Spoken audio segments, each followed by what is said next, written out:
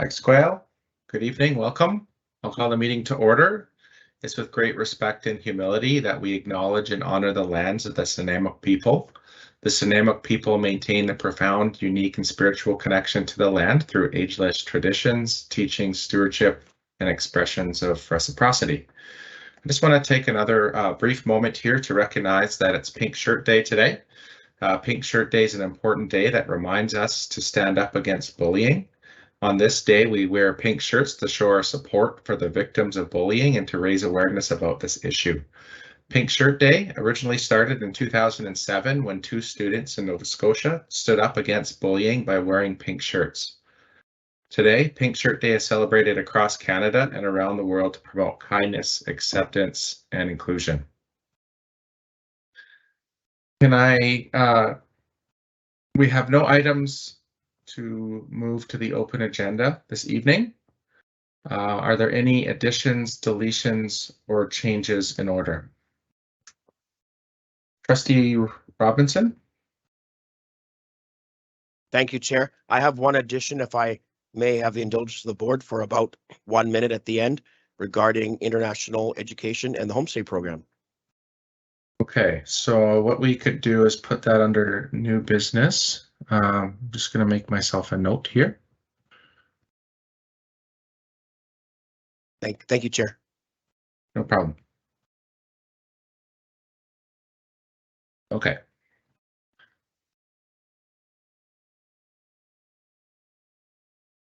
Okay, are there any other additions, deletions, or changes in order? Seeing none, can I get a motion to adopt the agenda?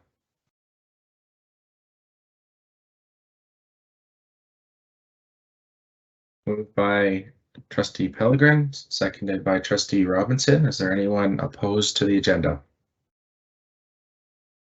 Seeing none, it carries. Moving on to approval of the minutes. Motion reads that the minutes from the regular Board of Education meeting held on January 25th, 2023 be adopted. Would someone like to move the minutes? Trustee Brzovic? Trustee Lee? Any discussion? Seeing none, I'll call the question. Is there anyone opposed to adoption of the minutes? Carried. Thank you.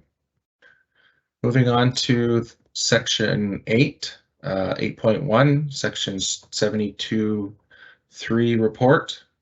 Motion reads as follows, that the section 72.3 report from the closed Board of Education meeting held on January 25th, 2023, and the special closed Board of Education meetings on February 1st and 15th, 2023 be received. Someone like to move the motion? Moved by Trustee Lee. We have a seconder.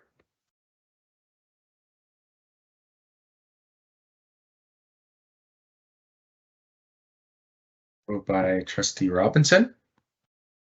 Any discussion? Seeing none, I'll call the question. Is there anyone opposed to the motion?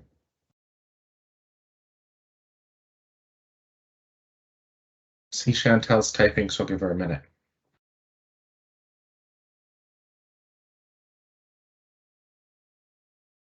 Not anymore. Okay.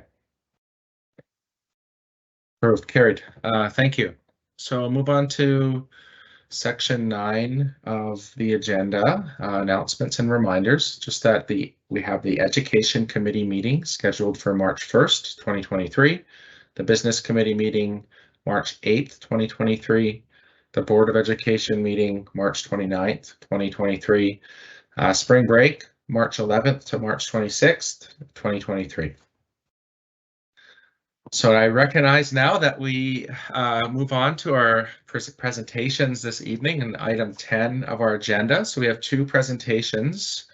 The first one, 10.1, is Gabriola Pack Subcommittee regarding capacity issues at NDSS. And I believe we have Julie Sperber with us today to present. Hopefully I pronounced your last name right. So you have 10 minutes. Go ahead. Thank you very much, and thanks for having me. I'm going to just share my screen, and I think I'm not as familiar with this Microsoft Teams as I am with Zoom, so it's actually letting me, or it's making me do some settings. It might be easier, Karen, if you shared for me. I'm sorry to do it on the spot. Karen, are we able to, do we have a copy? Perfect, looks like she's. Excellent. Thank you so much, Karen. I appreciate that. So I'll begin by introducing myself. My name is Julie Sperber, and I have a child at NDSS currently, and also one at Gabriola Elementary School. I'm here on behalf of the Gabriola Elementary School Parent Advisory Committee as part of a subcommittee that was formed to engage with this process and the proposal from SD 68 ensuring capacity and safety at NDSS. There's been a ton of support and effort community-wide from high school parents and caregivers, engaged citizens, and the students themselves to ensure that information and the facts and lived experience has been shared between all of the parties that scenario 1, moving Gabriola students to Cedar Secondary for grades 12, would impact. So much of what I will speak to in this presentation has been reflected in letters to the school board through the thought exchange and spoken out loud at the community engagement sessions, both on February 6th and on the 16th.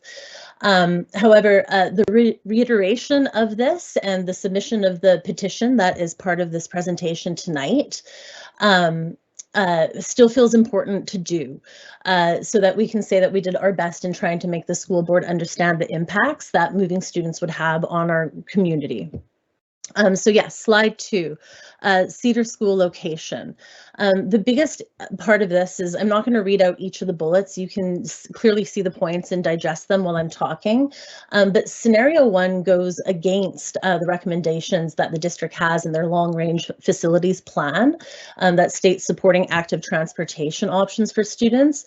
And it's somewhat sort of perplexing to realize that the district assumed that the students of Gabriola were simply a bus in, bus out community, which is really not the case. That's a very narrow perspective of what life looks like for Gabriola youth.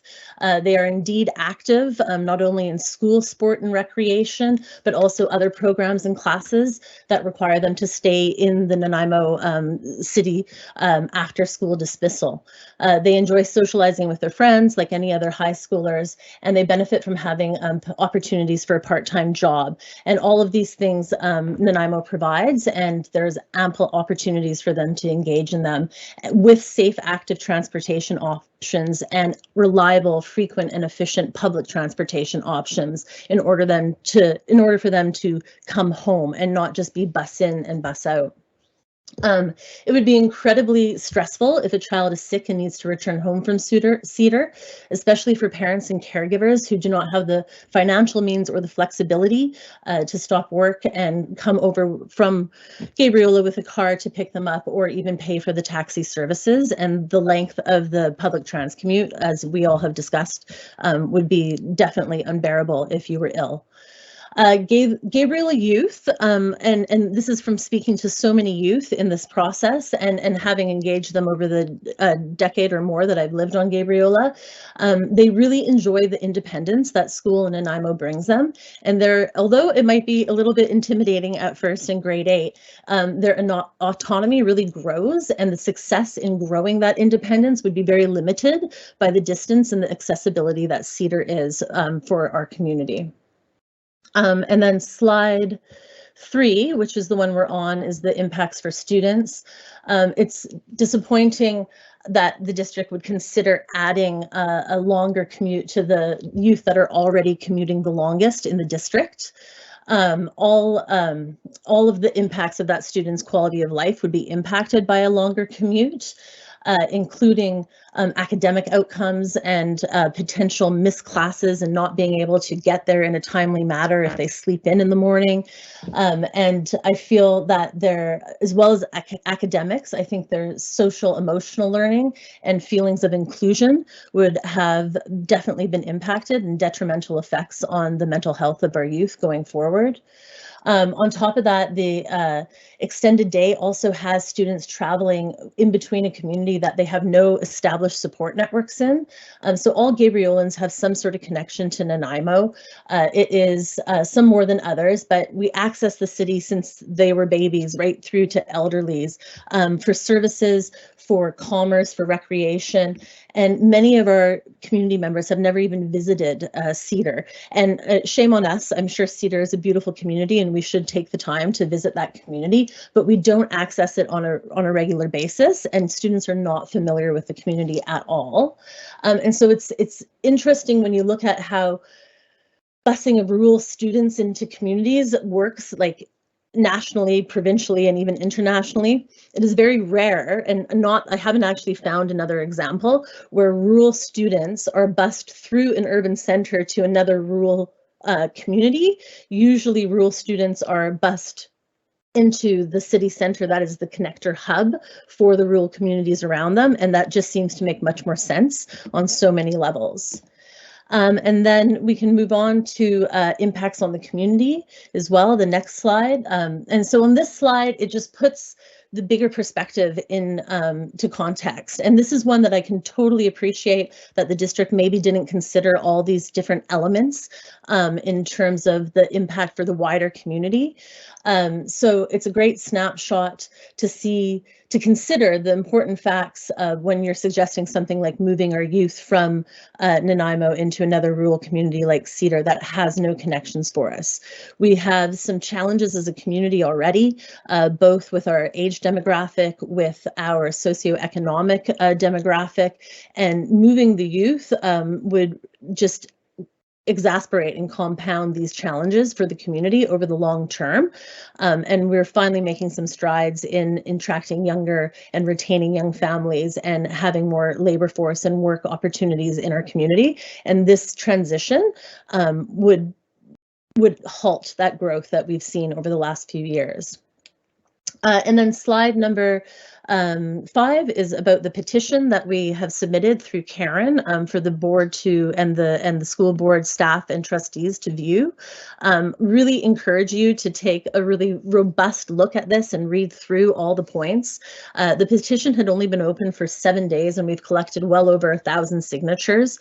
We are planning on keeping this petition open right through till February 27th, and so we will resubmit it to the school district with the full breadth of the signatures that we think that we're going to get.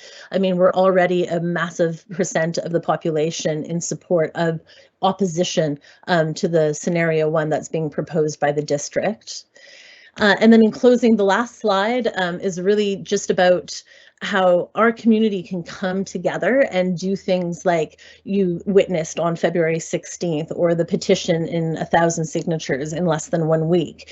And I'm really asking the school district to look at the networks and the stakeholders in the district that you can work with to find innovative solutions that don't include displacing any of the student body from NDSS. You do have some scenarios in your proposal which look at adding capacity through infrastructure, which is what we would support.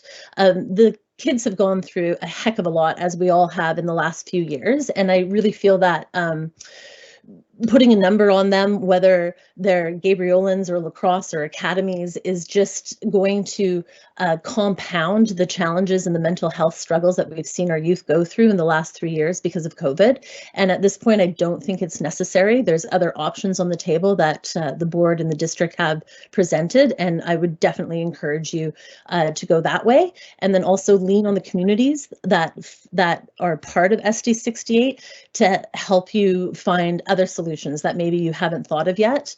Ms. Berber, sorry to interrupt. I just wanted to give you a 1-minute warning. That's it. I'm pretty much done there. Just like ask us what we think, and we're a fairly innovative community and happy to help support and fundraise where we can to see how the solution can be best for all the students and not have anybody be displaced from their learning community and have them feel secure in their educational facility. And thank you. Okay, thank you for your presentation. I will open it up to questions from trustees of our presenter.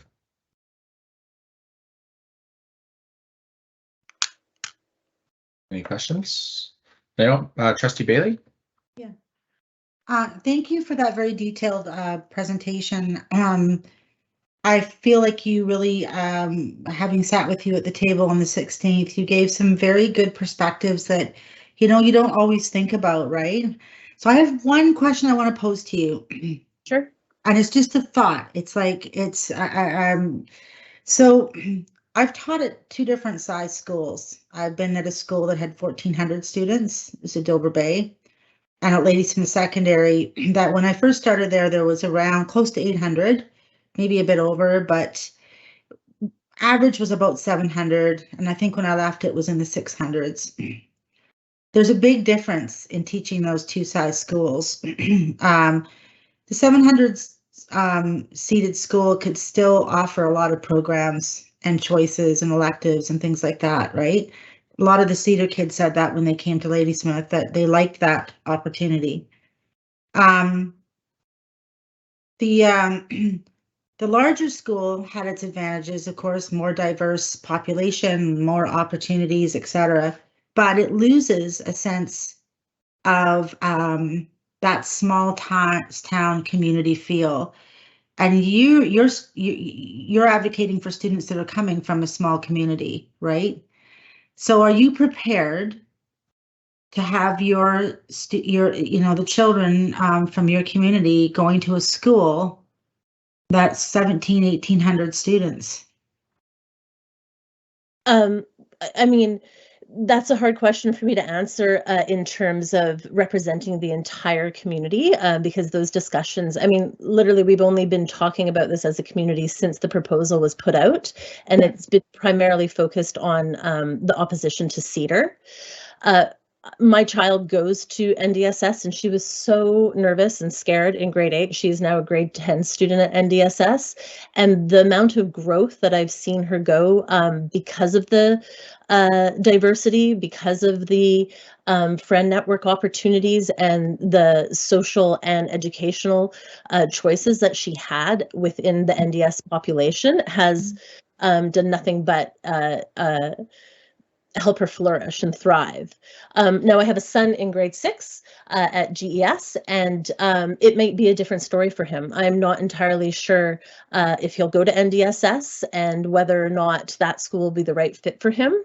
But I would say from my personal experience, NDSS is the right fit for 85% of the student body population and youth on Gabriola.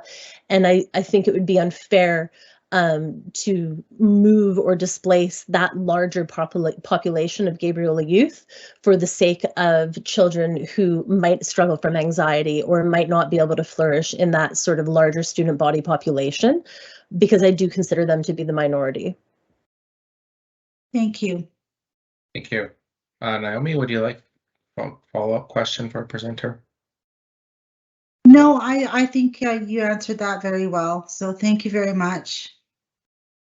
Thank you. So move on. Our next question is from Trustee Robinson. Thank you, Chair. Excuse me. Thank you, Julie, for the presentation. I loved how it was formatted and how we could see the point bullets we could really absorb. I've gone through over 400 submissions, and there were a couple points that I didn't see. So it was very rewarding because when you get new information, it's sure. amazing. Yeah. I have a question. During the last election, some parents brought up at Gabriola that they wouldn't mind looking into keeping grade 8s and grade 9s for another couple of years. Has that changed? Is there been a bit of a change of thought on that? Maybe you could describe the feelings for other parents that you've been speaking with. Thanks, Julie. Sure. Yeah, I appreciate that question. It's been a bit of a coming together of the community in terms of when you get a proposal like we got from the district, and it affects such a vulnerable and not that youth are vulnerable, but such a impactful time in a person's life, the youth of Gabriola. It really has brought the community together in lots of conversations. Although those conversations have felt sort of pressured and hurried and rushed because of this process from the district. So I don't think we've had the opportunity to have those robust discussions.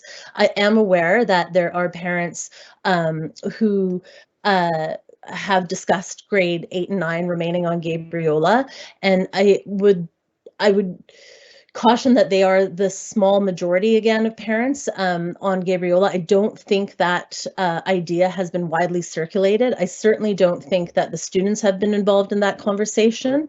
And these kids on Gabriola, I mean, my daughter and son both were born on the island, and so they are literally in with the same 20 to 25 kids from like birth until grade 7. And yes, some leave and some come, but the numbers don't really change. And they are literally bursting to find new cohorts. And the Gabe kids all sort of stick together. They ride the ferry in the morning and the evening, but when they get to Nanaimo, they disperse. Like my daughter in grade 10 now has one super close friend on Gabriola, and the rest of her friend group are kids from all over different areas of Nanaimo. And I think that's true for the majority of the Gabe kids. It's not like they don't all hang out at the beach on summer days, but they're not the primary friend group for one another. And I think they're forced into picking these primary friend groups from Gabriola for so long in their life that I think they're really ready to expand. And I'd caution that, and I don't mean any disrespect to any of these parents because I was there once, but a lot of these parents that were having ideas even about Cedar and 8 and 9 staying at GES haven't actually launched a kid over to Nanaimo yet. And there's so much anxiety from the parental side that can be projected onto the situation. And so when you're talking to parents who are in grade 3 with grade 3 and 4s, they can't imagine their kid being ready to go to NDSS. But I think you guys have all seen those transformations as educators and people involved in the education system. That grade 6 and 7 transformation from like 12 to 14 is incredible. And they really do need to spread their wings. And I think if you came back with a similar scenario, one that was like grades 8 and 9 and Gabriola, you may have the same strong opposition that you're feeling now from the move to Cedar, because I don't think that's the majority view. The last thing I'll say is 8 and 9 on Gabriola would be also detrimental to social connections because so many of them have been formed by the grade 10 year. It would be different if there was junior highs all over Nanaimo and then they feed into NDSS and 10 and 11, 12 together. But if you have 8 and 9 still isolated on Gabriola in that small cohort, and then in grade 10, they try to break into those larger social networks and structures that have already been developed, I think that would be very difficult. Thank you. Good point to think about. I have a follow-up, Chair. Go ahead, Mark. Yeah. Okay, super. You mentioned you have a grade 6 child. I also have a grade 6 child, so I understand that there could be some anxiety. How does your child feel about the whole process? It must be daunting. So, and it was for my daughter as well, who's now in grade 10. My son is he homeschooled for 2 years before COVID, and then one of the years of COVID, not because of COVID, but because of his own sort of emotional regulation and social anxiety, things that he was going through in those, ages 8, 9, 10. He's been back at Gabriel Elementary half the year last year and then this year, so for over a year. And we did a lot of, work as a family on his tool belt and different things. And he's matured as well as gained some tools and is actually now considering and talking about the opportunity to go to NDSS, which wasn't even within our wheelhouse a couple of years ago. So I think, again, that just compounds that sort of like when your kids in grade 3 and 4 and who they are in grade 7 are vastly different in terms of the social emotional growth and development that they've had. And so now the conversation around the table is like, hey, so maybe you go to NDSS and what would that look like? And you know, and we're keeping the door open for him.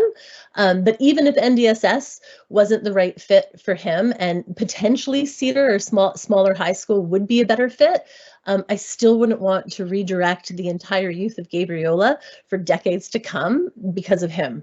And so I think that that's sort of a personal thing. If your child, unfortunately, if your child doesn't fit into the social structure of what is a public school system, you have to look for alternatives that fit your family, but it's not about changing the entire system to fit your child's needs when the majority of them function well within it, if that makes sense. It does. Thank you very much, Julian. Thank you for the well put together presentation. Thank you. Thanks. Great, thank you. Next on our list is Trustee Brzovic.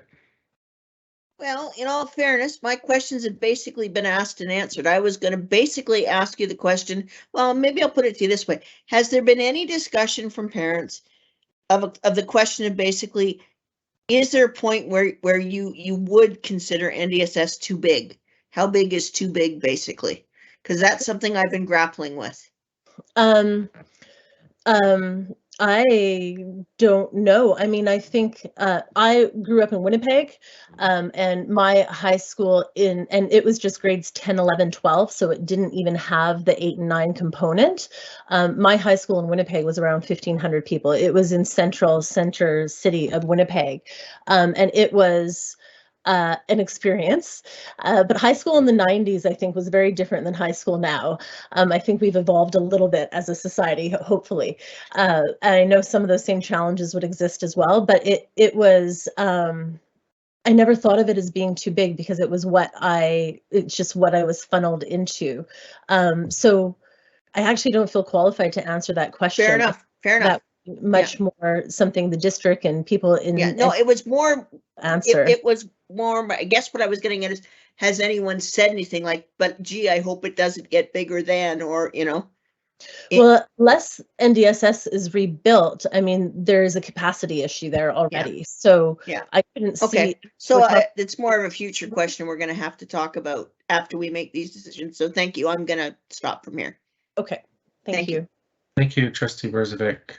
So just a reminder for trustees, your questions should be mostly related to clarifications on information provided by our presenters this evening.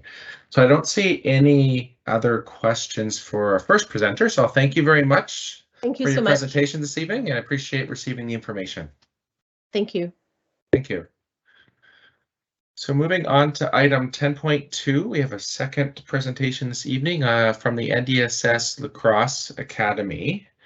I believe our presenter is here, if you want to come up onto our screen. And we have Lindsay Gunderson. Thank you. Welcome. Thank you. I'm just going to try and get my screen shared.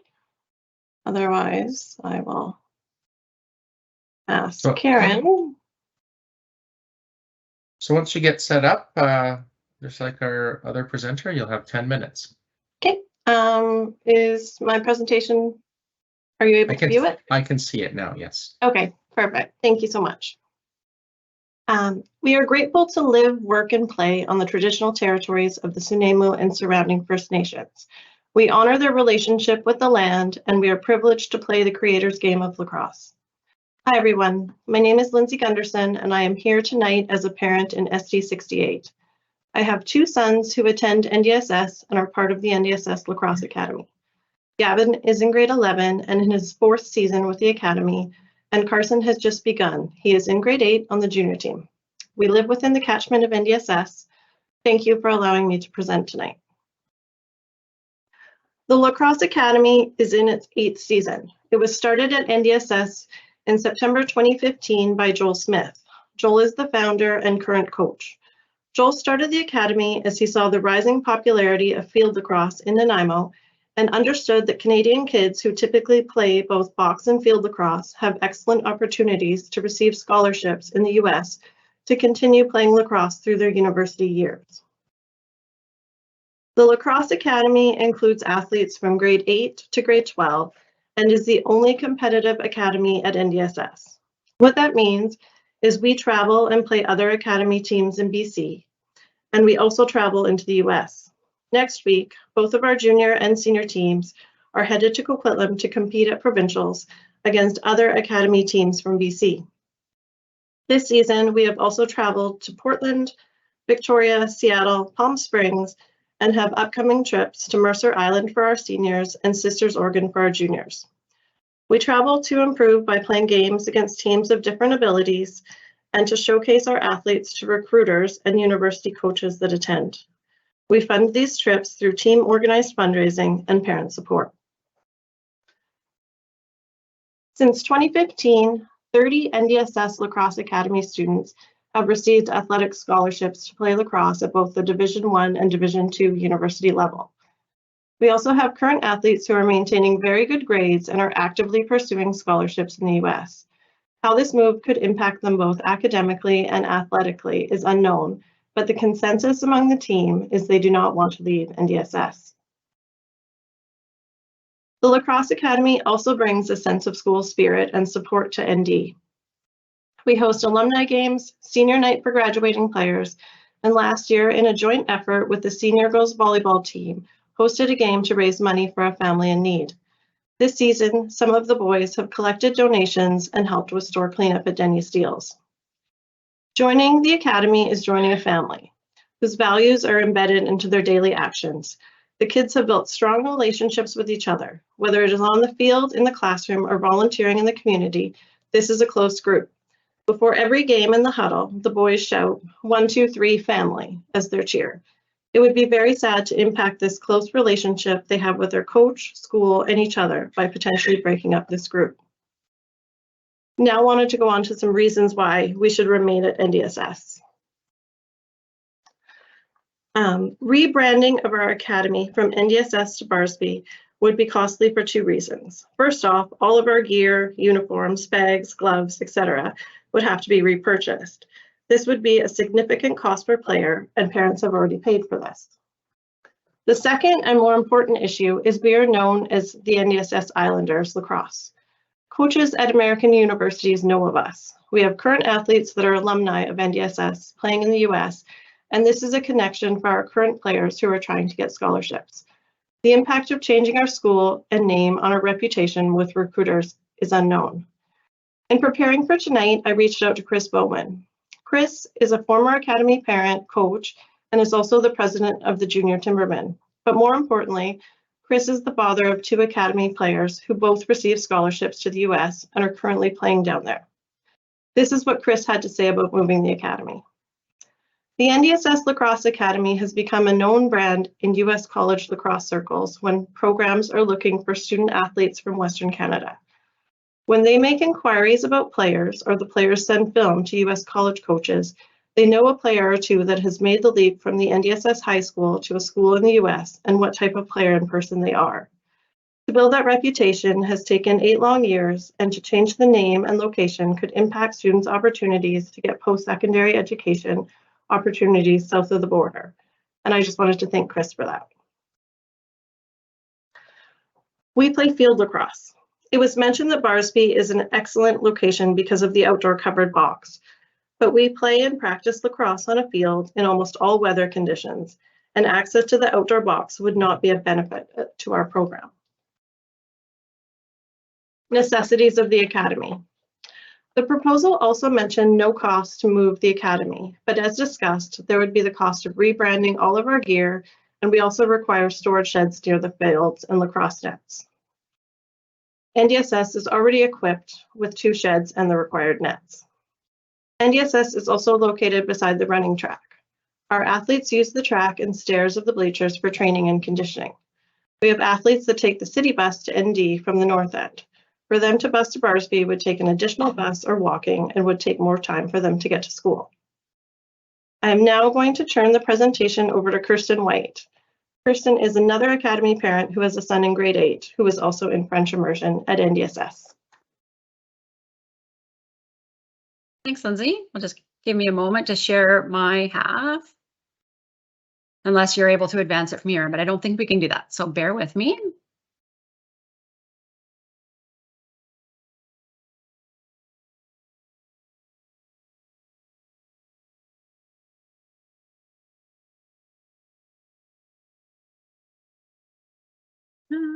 Go.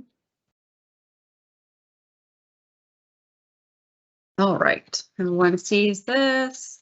All right. So what is our position? For clarity, we firmly believe that ND Academy students, our children, and Nanaimo's future generation should not pay the ultimate price for questionable temporary gain. That is not a long-term solution to addressing the capacity issue. A viable solution or solution set should not rely on any option that compromises or limits a student's chosen learning pathway, their post-secondary goals, or is detrimental to their health and well-being. NDSS Lacrosse Academy parents, and as echoed also by Volleyball and Soccer Academy parents at the earlier PAC meeting, are opposed to scenario 1 and 2 that involve displacement of students from academies as well as students from Gabriola Island. The magnitude of the costs and consequences far outweigh any short-term gain that has not yet even been measured. As Lindsay mentioned, a move to Barsby would put scholarships at risk. Colleges specifically recognize the elite caliber of the head coach and the NDSS Academy in its current establishment, and not any other staff or school. My son Alexander is actually here with me this evening to speak to the loss and siloing of NDSS programs that option 2 would result in, and how it would impact him directly, as well as other Academy students. I am Alexander, and I attend both the Junior Lacrosse Academy as a goalie and also the French immersion program. Option 2 would mean that I would have to leave everything I love at ND. I'd be faced with either sacrificing lacrosse or my enrollment in French immersion, but I want to remain in both. Why should I be forced to choose just one limit in my options and career goals? This doesn't seem to align with the school's values of personalized learning or being student-centered, where I'm able to pursue all of my passions. I would happily learn in portables if it meant I could stay in both programs at ND. Thank you. Thanks, Alexander. Good job. So we've outlined just a few of the academic repercussions, but perhaps most important, and as echoed by Gabriola residents during their open house, is the potential detriment to students' mental health and well-being. NDSS is family to Academy students that has established in them a positive identity and instilled them with pride as they have become proud NDSS representatives locally, nationally, and internationally. To uproot the students from their thriving environment they are in today, next year, or any time during their high school career could be especially damaging to their mental health and well-being at this challenging stage in their adolescent life, especially following impacts they have just recovered from during the pandemic. Ms. Gunderson, just a 1-minute warning, just so you know. Thank you. Yeah, sorry, I did have to put my slides up, so I hope that could be recognized as well. Further, trying to fit into a new high school is not an easy endeavor for today's youth. Both as individuals and as a group, they may become targeted as outsiders and become subject to bullying or harassment. This could pose a risk not only to the student's self-esteem and mental well-being, but also potentially their physical safety. This doesn't even touch on the logistical or social implications resulting from the proposed displacement of Academy students from their non-Academy siblings attending ND. Many families may not support having their children attend separate schools based on their own personal circumstances and preferences. Some things to consider. So there are currently 44 athletes in the Academy, 16 of which already reside in catchment. We are currently looking at ways to poll Academy families and students, but we anticipate many students will decide to remain in their current school environment, making option 2 futile as a solution to freeing up any tangible space. It would lack foresight to pursue option 2 any further without proper consultation with Academy families to ascertain whether or not these students would in fact choose to switch schools. I should also note that to pursue a new lacrosse academy with any functionality would require a minimum of 20 students for each of the junior and senior teams. Our recommendations are to move forward with options 4 and 5 that would achieve the same outcome without significant risks and negative consequences associated with the displacement of Academy students or students from Gabriola, and leverage the strong support from parents for future expansion. The proposed option 2 does not currently align with the SD68 vision, mission, values, or goals. We also recommend that the district pursue other potential creative solutions, such as the use of other existing buildings on site, and facilitate further consultation with the students and families affected by these plans. A request was submitted earlier today on behalf of Lacrosse Academy families for an in-person meeting with board members to occur during this consultation period, similar to the one that took place with the Gabriola community, to help inform a more effective solution that does not result in the impacts associated with the displacement of students. Thank you on behalf of lacrosse families and students for this opportunity and your consideration of our comments and concerns this evening. We look forward to continuing the conversation with the board in the near future as part of a meaningful consultation process. Thank you. Thank you, Ms. Gunderson, and my apologies for not getting your the second presenter's name written down. I appreciate your presentation. And just so you know, the reason we give 10 minutes is because that's what our policy allows. So I didn't want to be rude to interrupt you, but we have to be fair to all of our presenters. So thank you very much. So I do have an opportunity now for trustees to ask any clarifying questions from our presenters. So we have Trustee Robinson on the list here. Go ahead, Mark. Thank you, Chair. Thank you, Ms. Gunderson. Thank you, Ms. White, for your presentation. There's a lot of content there that we haven't heard previous, so it's very rewarding to be able to absorb that and process it. I have a question. There's a young gentleman sitting next to Ms. White, to Kristen. Is he still there by chance? Can I ask him a question?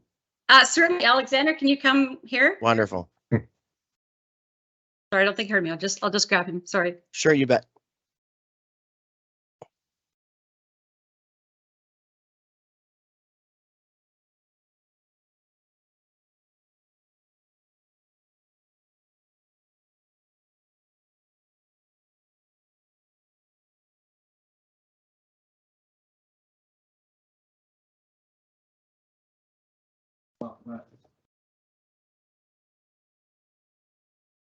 Sorry about that. He left. He thought he was off the hook here.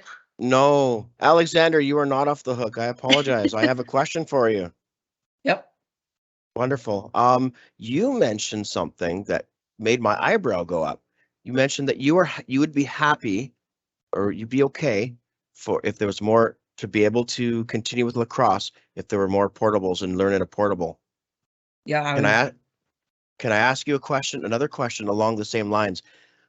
You have classmates that have been in lacrosse, soccer academy, the hockey academy. Now, here's my question. This is going to tug your heart a bit, okay? You ready? If one of your friends drops out of soccer or drops out of hockey or drops out of lacrosse and they live up by Dover or they live somewhere else at a catchment, would you be okay for them to have to go back to their catchment in order for you to continue playing lacrosse, Alexander?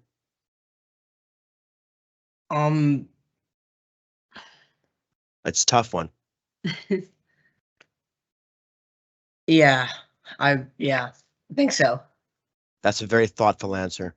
Thank you. Thank you very much, Alexander. Thank you, Kristen. Thank you, Lindsay. Thank you.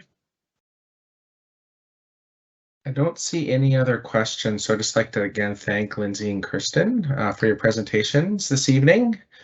And Alexander, was it? Alexander Menifee, my son. Thank you. Thank you. Thanks for coming. I know it takes a lot of bravery to speak in front of the board, so my appreciation for that. Thank you. Thank you for having us. Thank you for coming this evening.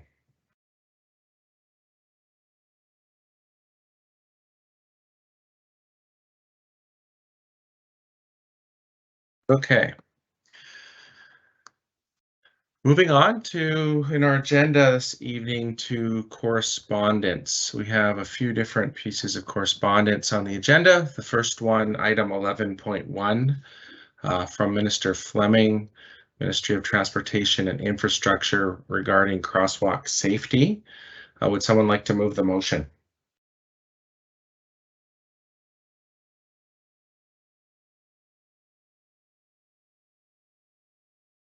A few people came up. I'll go to Naomi because I think I saw her first. Trustee Bailey.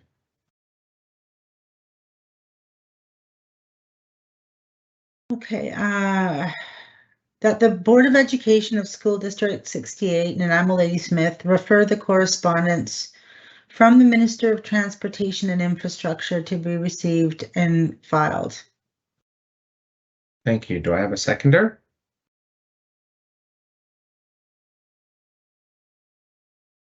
Seconded by Trustee Robinson. Would you like to motivate the motion, Trustee Bailey? I don't think it needs to be motivated. Thank you very much. Any discussion? Seeing none, I'll call the question. Is anyone opposed to the motion? Seeing none, motion carries. Moving on to item 11.2, Minister Singh, Ministry of Education and Childcare regarding NDSS. Would someone like to move the motion? Go ahead, Trustee Robinson. Can you read the motion, please? Be my pleasure, Chair.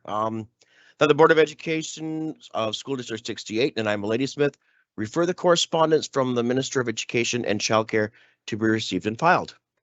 Thank you. Can I get a seconder?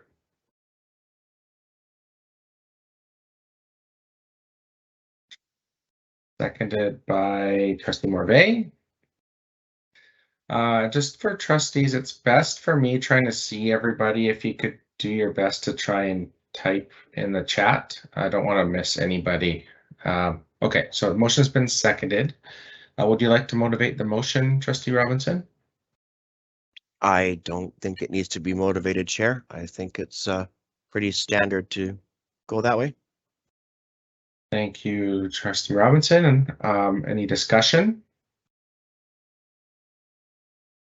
Seeing none, I'll call the, oh, sorry. Go ahead, Trustee Morvay.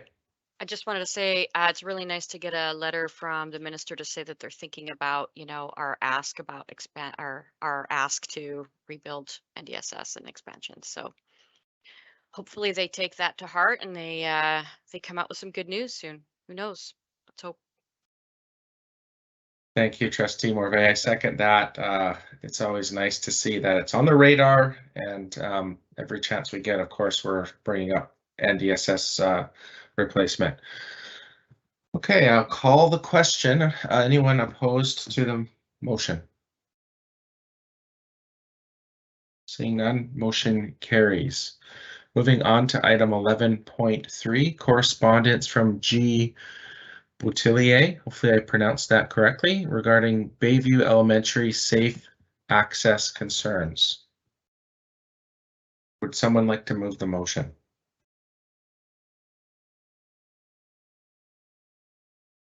Trustee Robinson.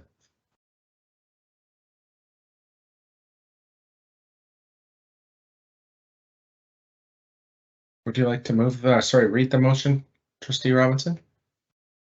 Certainly, Chair. That the Board of Education of School District 68, and I'm Ladysmith, refer the correspondence from the Minister of Education and Childcare to be received and filed. And that's the wrong motion, pardon me. That's the wrong motion, sorry. Next page. The actual motion is that the Board of Education of School District 68, and I'm Ladysmith, refer the correspondence from G. Boutillier to staff for response. Did I get that? I hope so. I hope I got it as well. Yeah. Thank you. And do we have a seconder? Trustee Rokeby, would you like to motivate the motion, Trustee Robinson?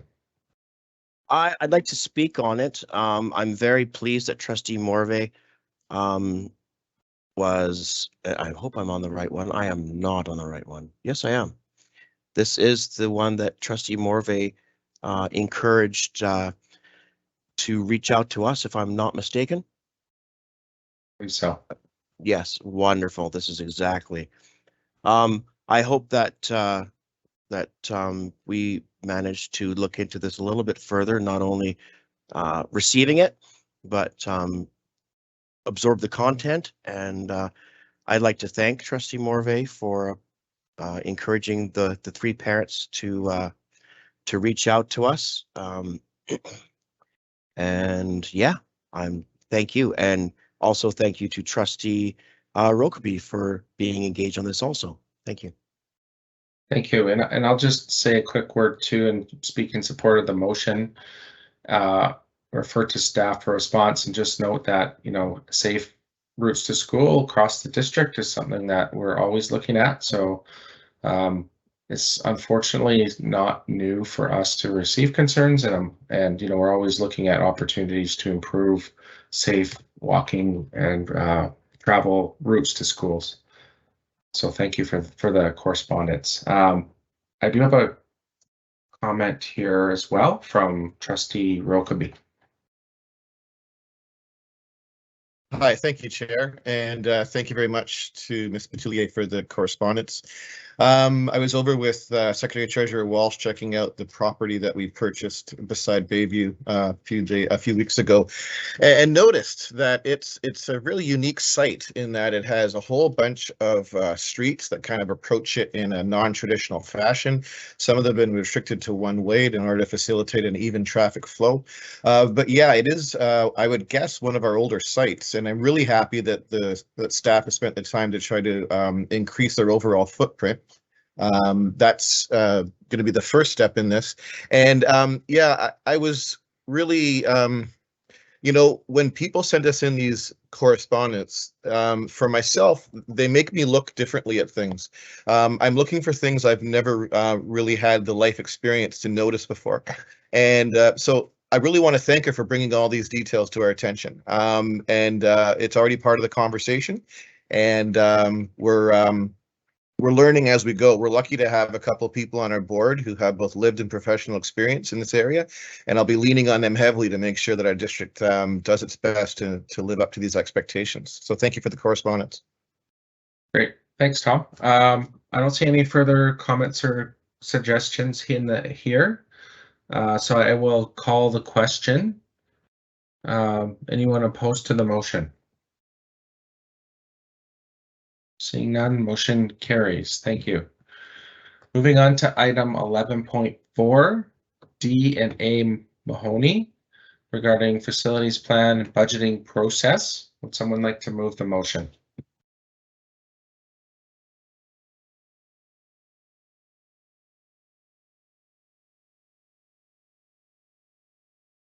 Trustee Morvay. Glad we're all Yes. jumping up in our seats here. Through you, Chair, that the Board of Education of School District number 68, Nanaimo Ladysmith, refer the correspondence from D and A Mahoney to staff for response. Thank you, Trustee Morvay. Trustee Robinson, was that a second to this motion? Yes, okay, so seconded by Trustee Robinson. Trustee Morvay, would you like to motivate the motion? I don't think it needs to be motivated. I think it speaks for itself. So. Thank you. Thank you. Any discussion? Trustee Robinson? Thank you, Chair. Yeah, the letter that was written by Amelia was really good food for thought, especially the graphs and the data. They really put together a lot of things for us to think about, especially regarding the projections. So I want to thank Amelia for that. And yeah, I thank you. Thank you very much. Okay, thanks, Trustee Robinson. I don't see any other comments or questions, so I'll call the question. Is there anyone opposed to the motion? Seeing none, the motion carries. Thank you. Moving on to section 12 of our agenda, committee reports. I'll hand it over to Trustee Berzovic for item 12.1, business committee report. Tanya. Thank you, Chair. Item 12.1.1, that the Board of Education of School District number 68, Nanaimo Ladysmith, receive the draft financial planning and reporting policy and circulate as a notice of motion for 30 days, utilizing the consultation process as per Board Governance Section 1, 2.7 Policy Development. We have a seconder, Trustee Bailey. Would you like to motivate the motion, Trustee Berzovic? I think that staff get a very good explanation of the need to have this policy.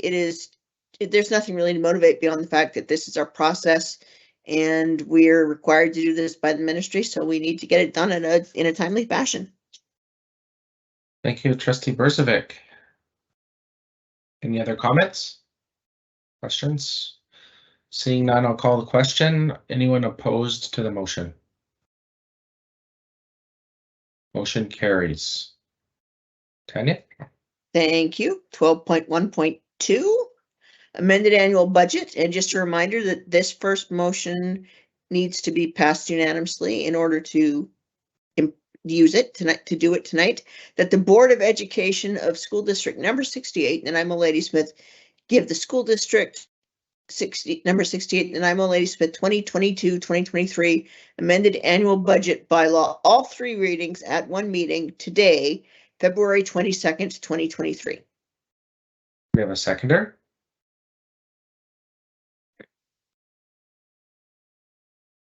Couple people typing. Trustee Bailey seconded the motion. Would you like to motivate Trustee Yes, Berzovic? quickly, just to say that staff have done very good work in creating this amended annual budget. It is, again, another thing that we are required to submit to the ministry, and it would behoove us, I think, to respect the work that staff has done and get this done do all 3 readings tonight so that they can meet their deadlines in a timely manner. Thank you. Any other questions, comments? Seeing none, I'll call the question. Anyone opposed to the motion?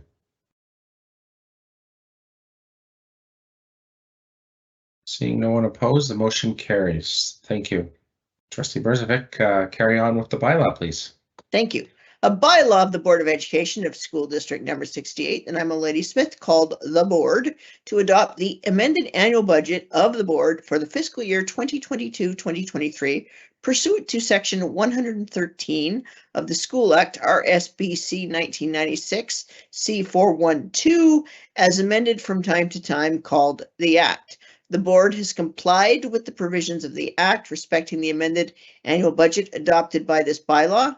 This bylaw may be cited as School District number 68, and I'm a Lady Smith amended annual budget bylaw for fiscal year 2022-2023. The attached statement 2 showed the estimated revenue and expense for the 2022-2023 fiscal year and the total budget bylaw amount of $194,734,241 for the 2022-2023 fiscal year was prepared in accordance of the Act. Statement 2, 4, and Schedules 1 to 4 are adopted as the amended annual budget of the board for the fiscal year 2022-2023, read for the first time this 22nd day of February 2023. Thank you, Tanya. Can we get a seconder for a first reading, please? Seconded by Trustee Bailey. Would you like to motivate the motion, Trustee Berzovic? Only to say that I think we had a good discussion at our business committee meeting about the amended annual budget. I believe staff have done a very good job of explaining everything to us and have created a very good document for us to use to move on from. And I would like to see it passed tonight. Thank you, Trustee Berzovic. Any other comments or discussion? Seeing none, I will call the question on first reading. Anyone opposed to the motion?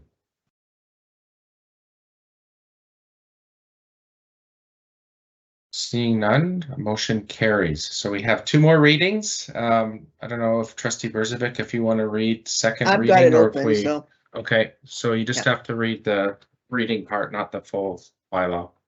yeah, a bylaw of the Board of Education of School District number 68, and I'm a Lady Smith, called the board to adopt the amended annual budget of the board for the fiscal year 2022-2023 pursuant to section 113 of the School Act RSBC 1996 C412 as amended from time to time, called the Act, read a second time this 22nd day of February 2023. Thank you, Trustee Berzovic. Do we have a seconder?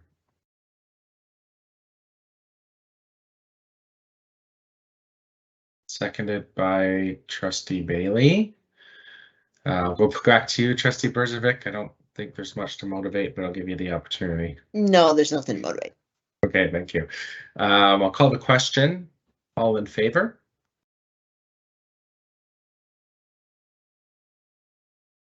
Anyone opposed? I should say. Sorry, I should have corrected myself. I'll call the question again. Is anyone opposed to second reading? Nobody opposed. Motion carries. Final reading, Trustee Berzovic. Thank you. A bylaw of the Board of Education of School District number 68, and I'm a Ladysmith, called the board to adopt the amended annual budget of the board for the fiscal year 2022-2023 pursuant to section 113 of the School Act, RSBC 1996, C412, as amended from time to time, called the Act, read a third time and adopted this day, 22nd day of February 2023. Thank you. Motion's been seconded by Trustee Rokeby. Any discussion?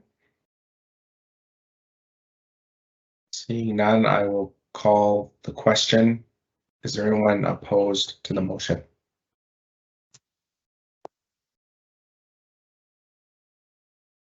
Seeing nobody opposed, the motion carries. Thank you. Back to you, Trustee Berzovic. Item 12.13. Yes, Yes. please. That the Board of Education of School District 68 of School District number 68, and I'm a Ladysmith, direct the chair to write to relevant ministries with respect to its relevant environmental targets, including GHG reduction goals, highlighting our efforts in recognizing ministry support and requesting funding or other actions to assist the board in overcoming barriers to meet its targets. Thank you, Trustee Berzovic. The motion's been seconded by Trustee Robinson. Any discussion? Motivate? Oh, I'm sorry. Yes. That's all right. Come Just back to you. briefly to say thank you to Trustee Pellegrin, I believe it was, who brought this forward. This is something that I have heard from many, many students that is very important to them. And I think this motion really represents that we're listening to our kids and showing a respect and value for their beliefs and their thoughts. And so I think this is really important that we show them that we hear them when they say that climate change is important, and we need to hold the government to account for their stated commitments to climate change. So this is a great motion. Thank you, Trustee Berzovic. Maybe I'll just ask Trustee Pellegrin, I believe, was this your motion originally? I don't know if you wanted to add anything. No, okay. I don't want to put you on the spot. I'm good. Thank you, Tanya. Okay. And thank you, everyone. All good. Thank you. Okay, and I'll just speak in favor of this motion. I think it's, I appreciate that Trustee Pellegrin put this forward, and I think it's important for the district in order to be able to action our environmental stewardship and sustainability action plan in order to communicate our needs to the ministry, because a lot of the actions will require some additional funding. So I'm hoping that this will be the first step in that process. Okay, any other comments, discussion? I don't see any, so I'll call the question. Is there anyone opposed to the motion? Seeing none, the motion carries. Thank you, Trustee Berzovic. Thank you. So moving on to item 12.2, we don't have any report from the Education Committee this evening. So we'll move on to item 13 of the agenda, senior staff reports. 13.1, minor capital bylaw amendment, Secretary Treasurer Walsh. Thank you, Chair, and good evening. So the item on before the board this evening, the board's already seen. So the board had to pass a amendment in the form we just saw with respect to the amended annual budget. This is merely, so we did that, went to the ministry, now it's coming back and you'll see the recommended motion. What this is the ministry has given us $160,000 to support our electric bus expansion in addition to what we'd already received in the local capital, our capital submission.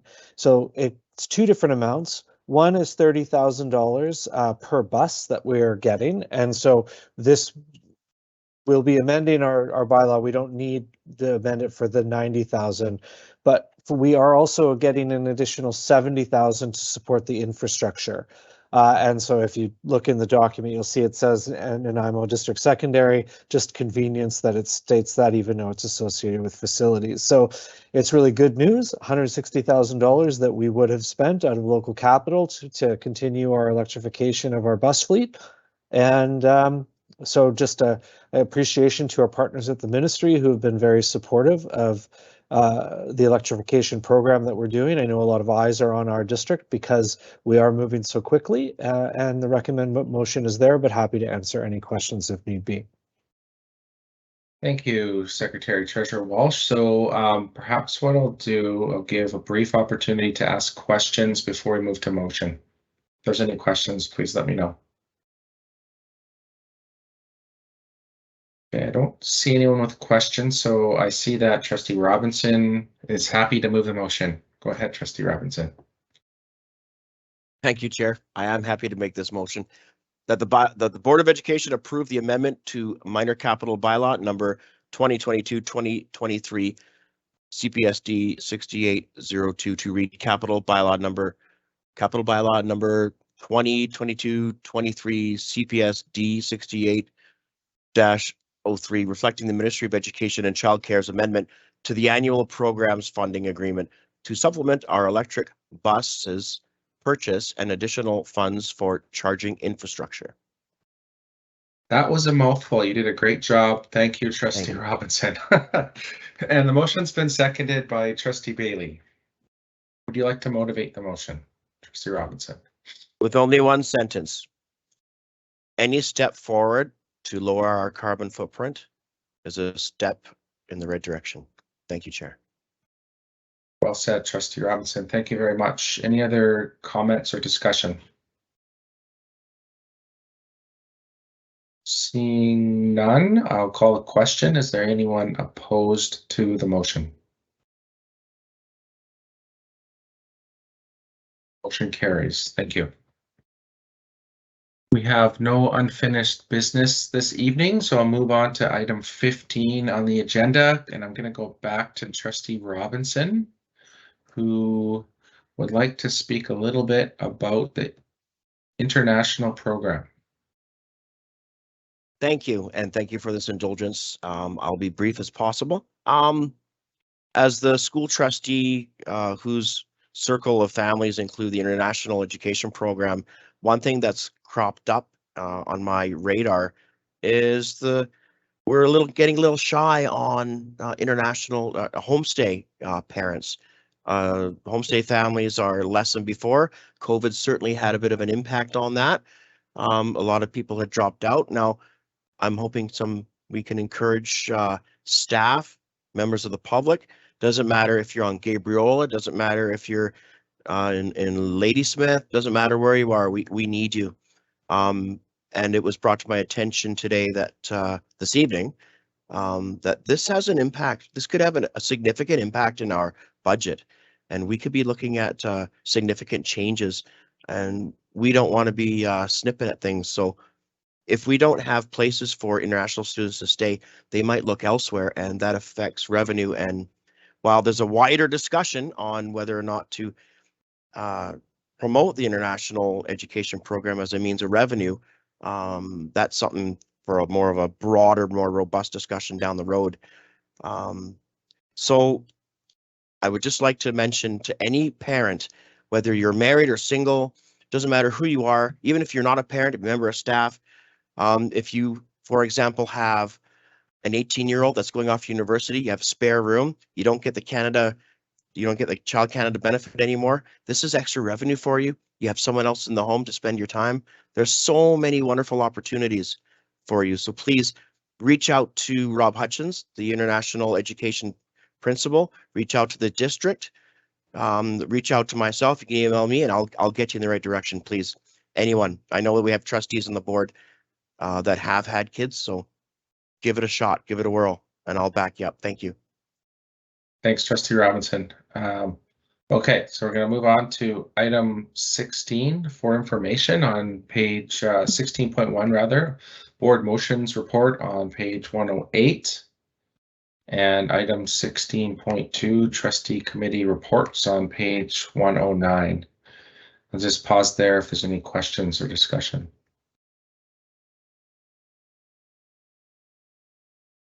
Seeing none, question period. Do we have any questions this evening?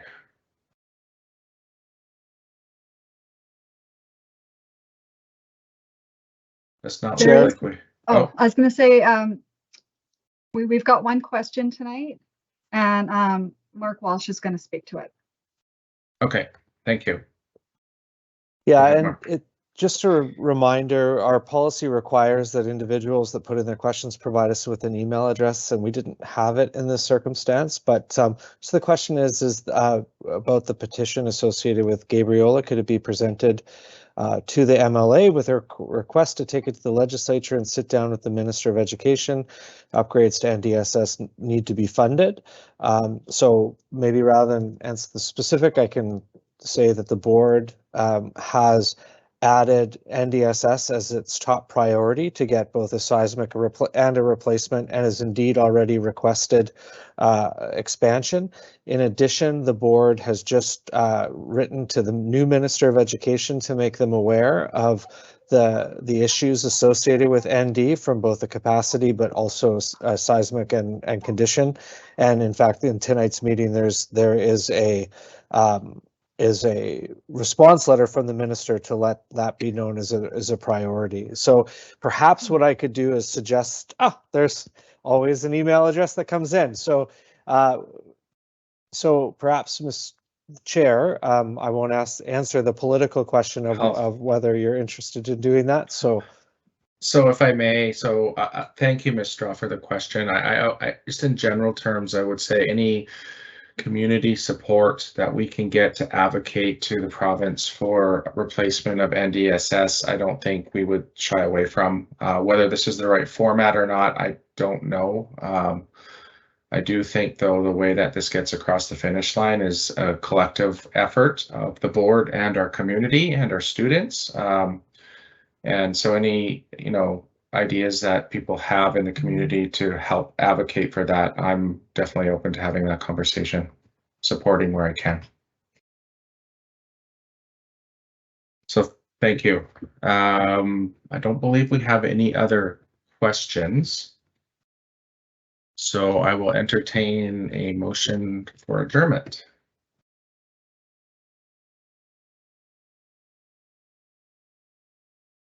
Moved by Trustee Robinson.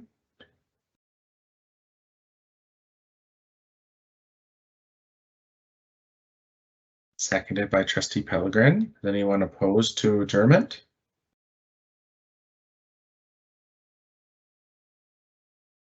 Seeing none, the meeting's adjourned. Thank you, everyone. Have a good evening.